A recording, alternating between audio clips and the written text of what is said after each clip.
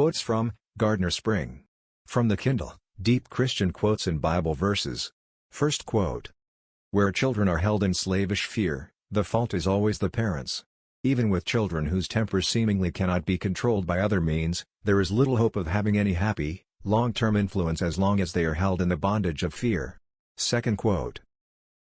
Gaining the confidence of an impetuous child, while restraining him, is no small feat.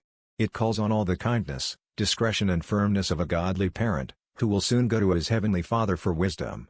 Third quote. By the time a child can walk, and even earlier, he should be taught implicitly to obey. If parental authority is not established early, it will never be established.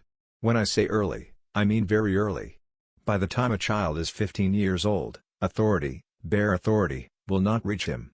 He must then be under a government of influence, or be self-governed, or not governed at all. Fourth quote. The alternative is simply more difficult and impractical. This early habit of subjection, even to impatient and unbending children, will soon become easy, and parents will find it effective too.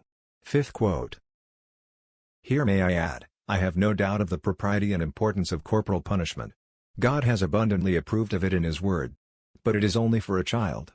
When that child passes from childhood, to say, 15 years of age, the same rod does him injury, unless it is used in response to downright impudence or disobedience.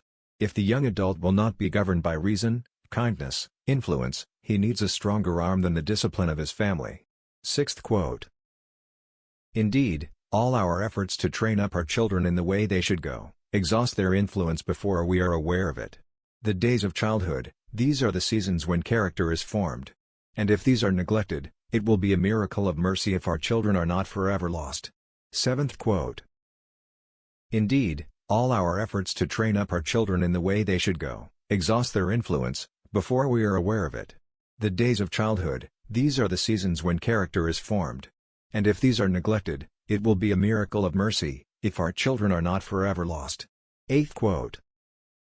Are you, for example, a proponent of extravagant leisure and entertainment, and your spouse opposed? Are you early to bed, early to rise and your spouse up at all hours?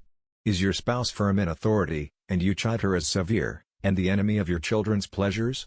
Your bone of contention is the child you love. Who can wonder if your authority, and your child, are sacrificed in the squabble? Thanks.